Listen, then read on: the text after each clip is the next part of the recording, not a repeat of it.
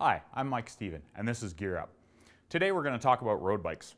It's a huge category, but we're going to breeze through it and hopefully get the important bits and pieces to help you be able to decide potentially if you want a road ride or what road bike you would potentially get if you did. So, road riding is something that chances are isn't your first bike. Chances are it's a second bike for you, simply because road riding is fairly tough. There's a fair bit of endurance involved in it. There's a fair bit of effort involved in it. So most people that start road riding have already had a little bit of a previous cycling career. And that's why road bikes start at a little bit higher level than the rest of the other bikes. Having said that, there's a few different categories within road biking. So there's something to suit your needs.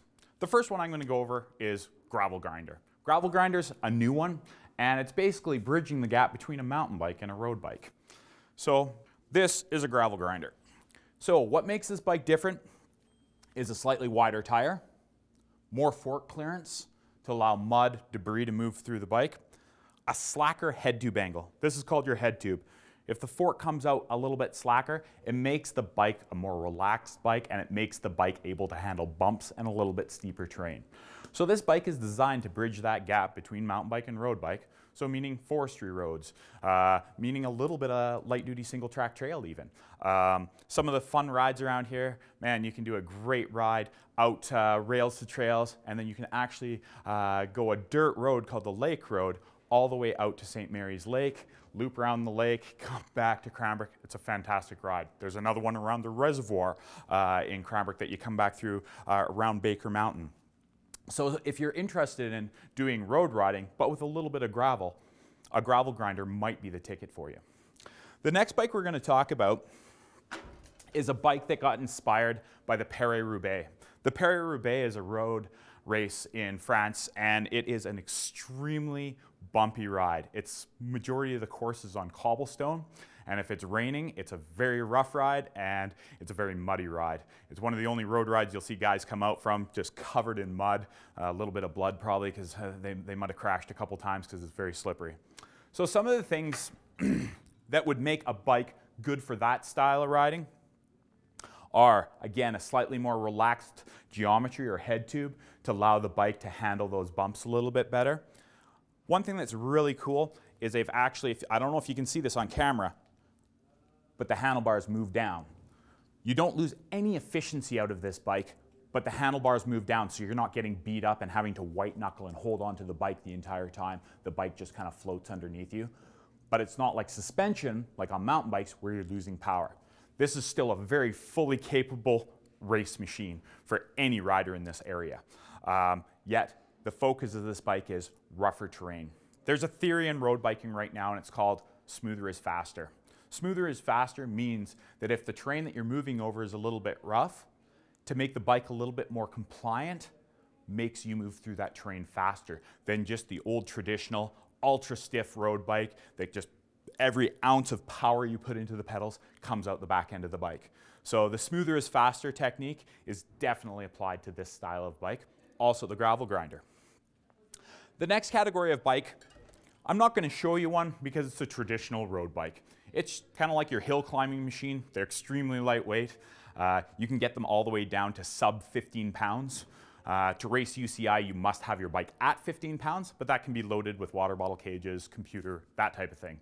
So they're extremely light. Those bikes are mountain goats. They're incredibly good on the hill climbs. Probably the most exciting thing to happen in the industry started, I think, about 4 years ago, where they started to introduce aerodynamics into road biking. So when they introduced aerodynamics into road biking, Mike Sinyard, the owner of Specialized, actually was using McLaren's wind tunnel that they test F1 cars in. The problem with that wind tunnel was it was very expensive for Mike. The second thing is that he found that the wind tunnel was targeted at a lot higher speeds. F1 cars drive much faster than a road bike. So he invested heavily into a wind tunnel. This happened about 4 years ago.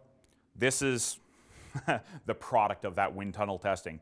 If you look at this bike, its silhouette from the front is extremely aerodynamic. You don't see a cable on the bike. Everything is teardrop shaped like an airplane's wing to create perfect aerodynamics. The wind drag on this bike, they say over 40 kilometers, makes you 118 seconds faster. So if you've bought 118 seconds due to no training, no extra work on your part, that's a win out in the racing world. The neat thing about the aero bikes is that after 30 kilometers an hour, what people don't realize is that the moment you get up to 30 kilometers an hour, which is where most pro riders are riding well above that, you're fighting the wind more than any other factor out there. So introducing aerodynamics was awesome insight on Mike Sinyard because he realized the bikes were only allowed to be 15 pounds. So how do we make these bikes faster? Aerodynamics was the obvious choice for him. And many companies are following suit, building extremely aero bikes. Next, what I want to talk about is just a couple of things that make you more comfortable out there on the road. First, I want to talk about kind of the things that you're going to wear on you. A helmet, obviously a good choice. You're moving quickly out there, you're moving with traffic. Wearing a helmet, A, is law around here, and B, it's just a smart decision. Lightweight, aerodynamics, and airflow through the helmet are important things for a hot day. Next thing up to bat, road bikes. Most cyclists road biking are going to use a clip-in system. So it's an SPD system or a clip-in system, and the shoe actually snaps into or interfaces with the pedal to allow you to push down as well as pull up. When you push down on bike, you recruit your quad.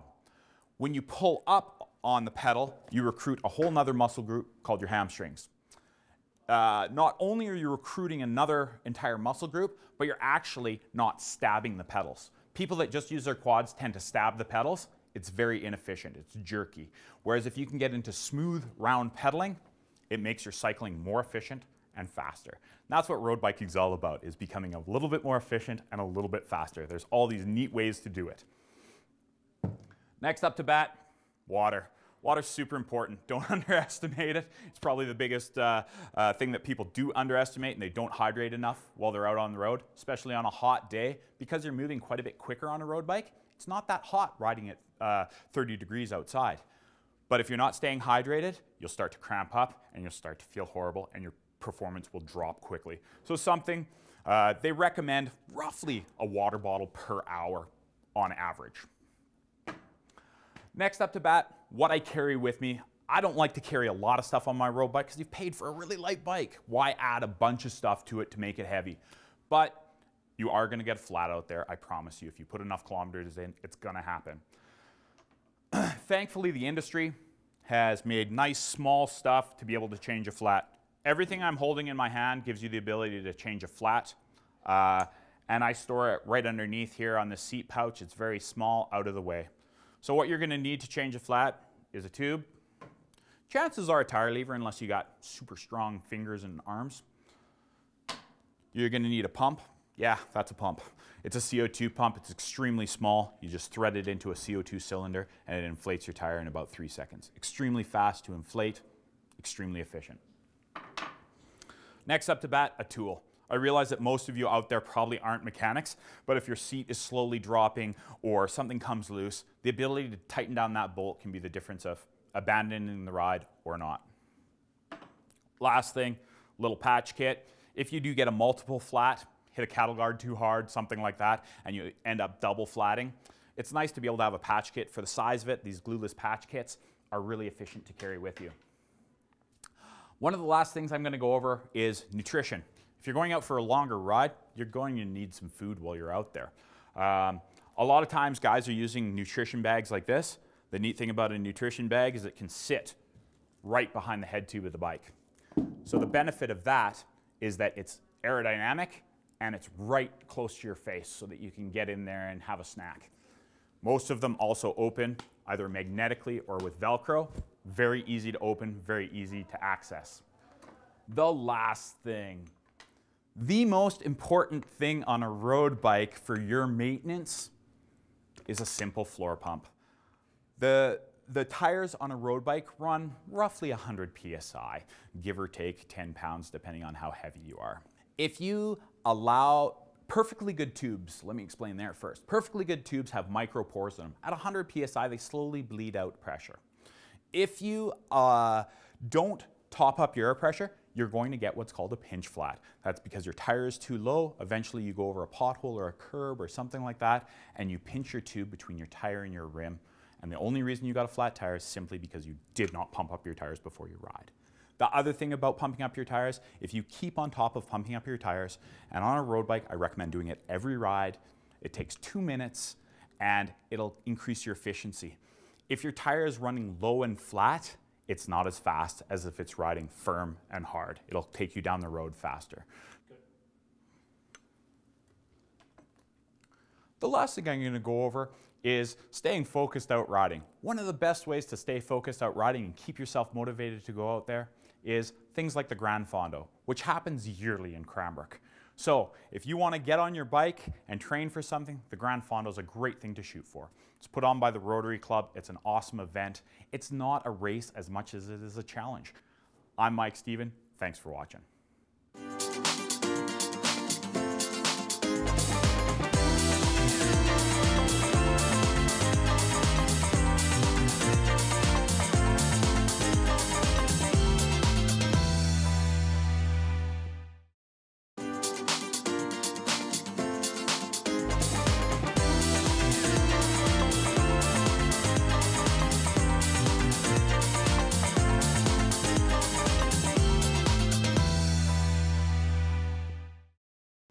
Hi, I'm Mike Stephen, and this is Haley Walker, and we're doing another segment of Gear Up.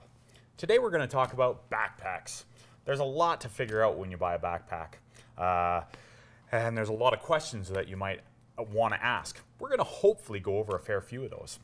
The first thing is sizing, Haley. What they've done is they've given us a chart to try to figure out what size you'll be.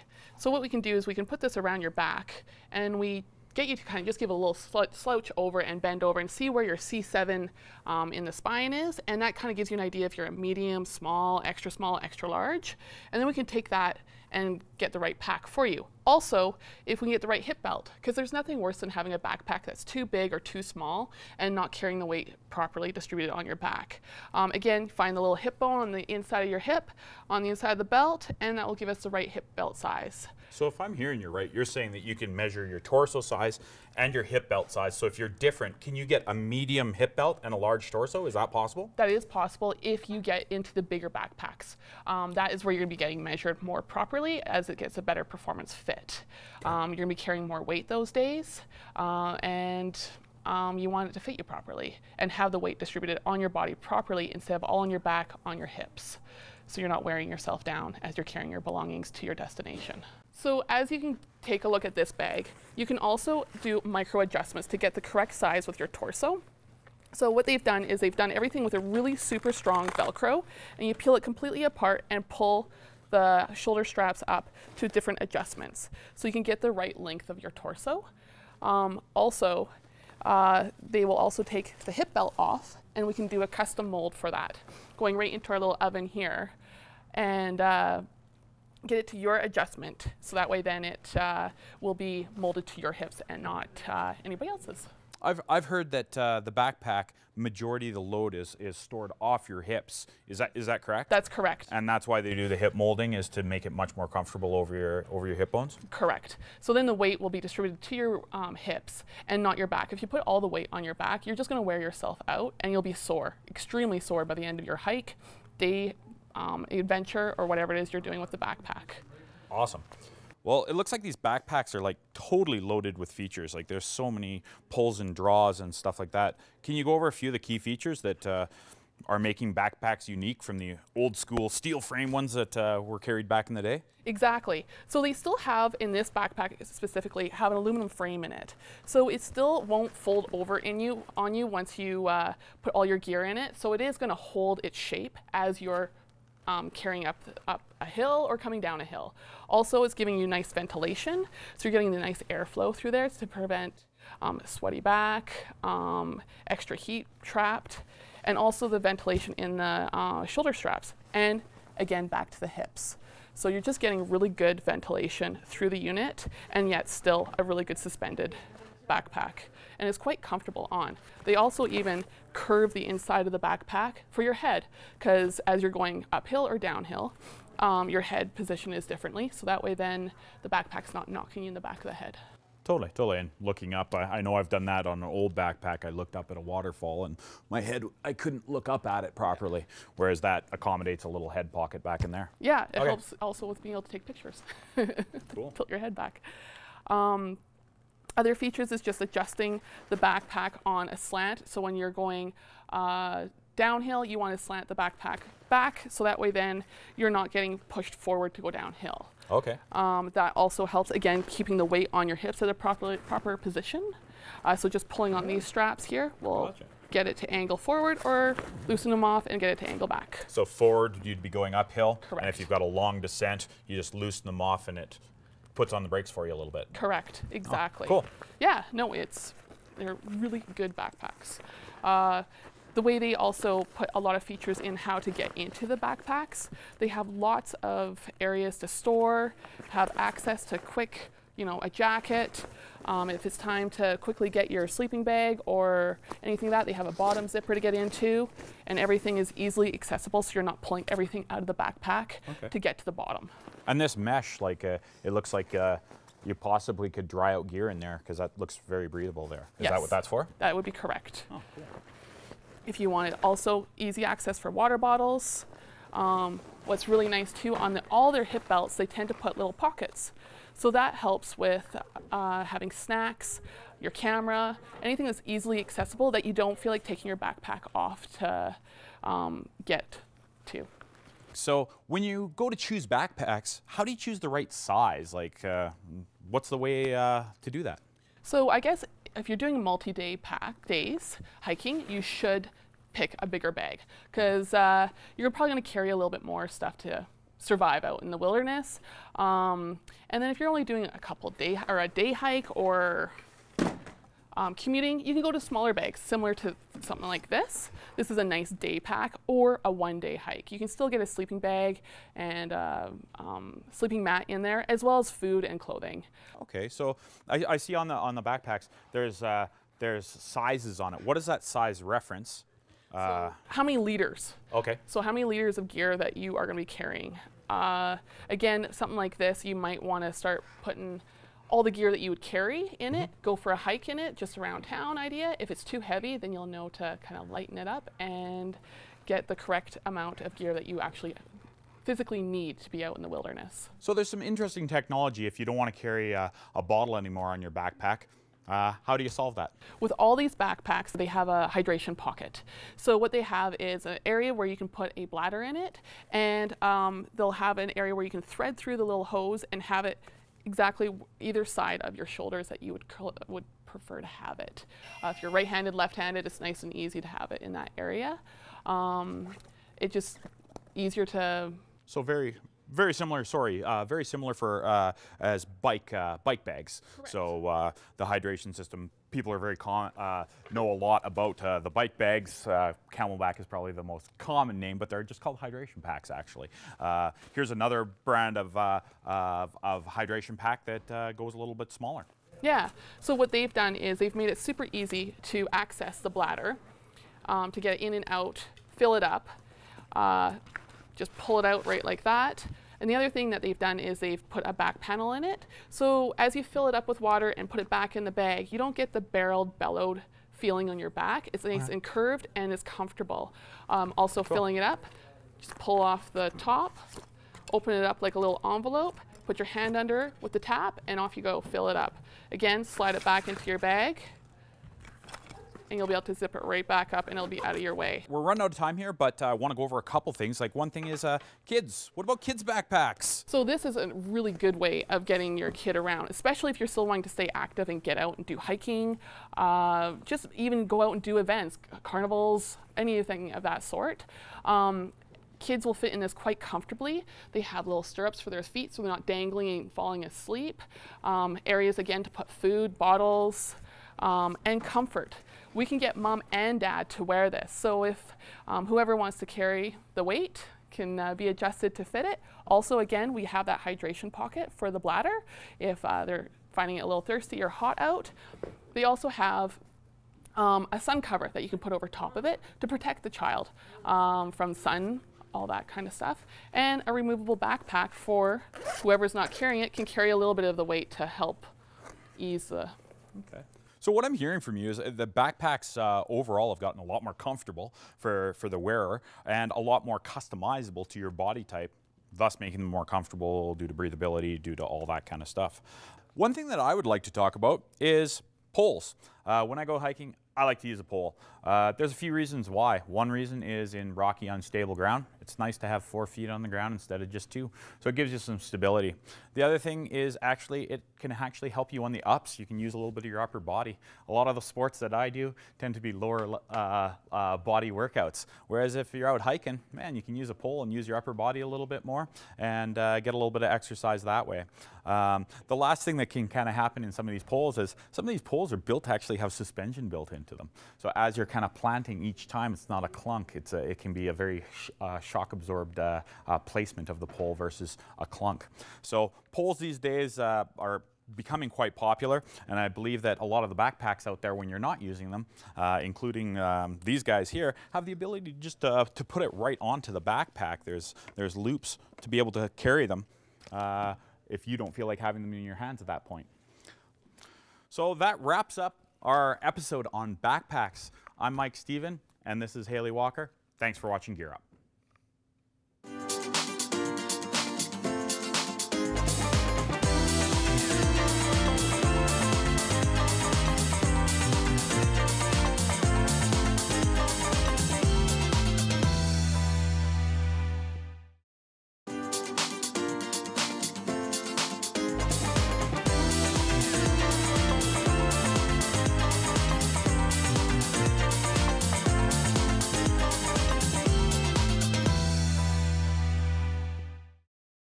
Hello, Mike Stephen here, and we're here doing another episode of Gear Up.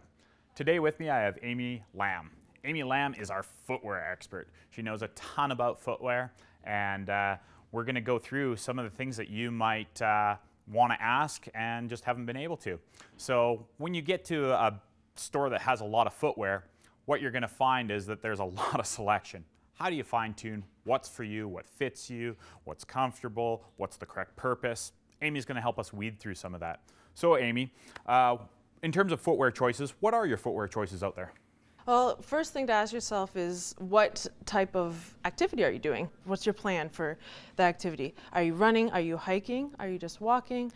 Just narrow it down to what you want to do, and sometimes even just telling the person that, and they can help narrow it down even farther. If you're just looking for comfort, for day-to-day shoe, that's another thing. You can get any range of them, and we can just start at what feels the best on your foot and go from there. Okay, so targeting the correct footwear, like being it hike, be it run, be it whatever. Obviously, once you've targeted that, there's more steps to go. There's fit, I would assume.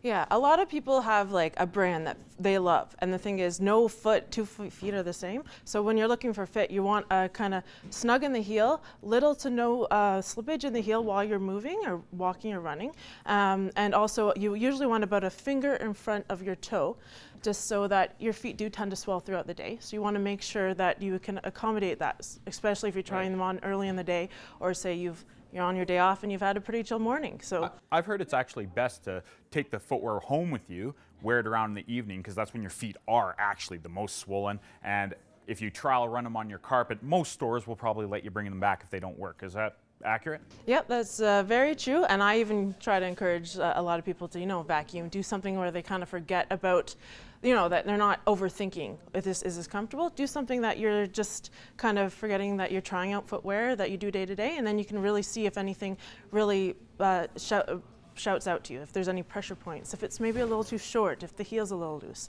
And once you've kind of figured out the problems, there is some stuff to adjust the fit with lacing. There's different lacing things. If you have heel lift or even high arches, there's lots of different things you can look at. So what you're saying is that even though you've bought the shoe, sometimes people might not be tying it up correctly, or there's things that they could add to the shoe to make it actually fit them even better. Exactly, yes. Okay. And even from there, if you're, say the shoe is so close to perfect, I love it, I love the color, I love the fit, it's so close. Another place to go is insoles. Sometimes insoles can take that comfort level from, good to excellent. So most shoes are generally have a pretty neutral arch because everyone's arch is different. So they can't accommodate for that in every shoe. So that's why you look to insoles. You can customize your arch to get the correct arch height. You can also, leg alignment comes into play. So how your legs sit, whether you're bow-legged or knock-kneed, can make a difference on what support you should use under your feet. Yeah, you got it. Okay, so that's kind of like a semi-custom footbed, so not quite going to an orthotic, but going to a custom footbed that maybe fits 80% of what a custom would fit. Comfort fit is what they say. So comfort fit, and it tends to really help with fatigue and all that stuff as well. Awesome. I guess after that, like everything these days has accessories. So what kind of accessories can you look at for shoes? So we've talked about footbeds a little bit. What other things can you maybe protect your footwear with or make it last longer so that you get more out of your dollar? So anything with leather, we always encourage you to get a something to treat the leather. So leather is just like your skin. When the weather is dry out, your skin gets dry, and you want to condition it so it stays supple. When it gets dry, it tends to crack, and then there goes, you know, your nice pair of shoes that you paid so-and-so dollars for, and it just won't last as long as if you just keep all that leather stuff nice and hydrated. So what you're saying is not just waterproofing. So waterproofing is one aspect to a treatment, but the second aspect is actually hydrating the leather so it's more supple and less prone to damage. Exactly, yeah. That's very cool. Yeah, for sure. And say you buy a shoe that, you find a shoe that fits perfectly, but you really want a waterproof shoe, but nothing in the waterproof that has a waterproof liner is working for you. And you know, we always try to say go with your comfort over needs or wants at times, but you can make that work with like a footwear spray on any kind of shoe. So you just find one that's for any purpose, not leather or anything, and it'll make that, you know, breathable runner waterproof even in these mucky seasons. Perfect. I don't think anybody spends more time in footwear than runners, like people that actually enjoy to run. I don't know what the deal is, but people enjoy doing this. Actually, I've started to run a little bit, and I do see the enjoyment in it. I see the fact that all you have to have is a pair of running shoes to get a good workout. I like that. You can take it with you, travel with you, all that kind of stuff. So running, you got any tips, Amy, on how to make running just a bit easier for someone that's trying to bridge that gap of, hey, I'm walking now, I want to take it to the next stage and do some running, maybe do one of the local 5K fun runs or something like that. Can you give us a couple tips there? For sure. One of my favorite things about running is, like you said, all you really need is a good pair of running shoes that fit your feet. But I mean, once you start to really enjoy it, there's a lot of things that can make it more comfortable. So there's some technical wear. Anything that wicks, has like a drying aspect, really helps keep you comfortable, because no matter, even in the middle of winter, you still sweat when you're running. At least I do. Absolutely. So, and another thing is, usually when you're thinking, and it depends on the person, hydrating yourself while you're running. Sometimes that's tricky. Once you get to about 3 to 5K, you usually want to consider having some water on hand. So whether that be whether you prefer having handheld and just having a little bit on you, or you can look at to getting a hydration belt. And those are great because they also have pockets for treats that can help when you're feeling a little tired and you need a little boost. These are great. They have electrolytes to replace that you release while sweating, and there's a pocket there not only for that, for your phone, which is nice, and safety, that kind of stuff as well. So Amy, that's a lot of information about footwear. Thanks a lot for watching this segment of Gear Up. This has been Amy Lamb and Mike Stephen. Bye for now.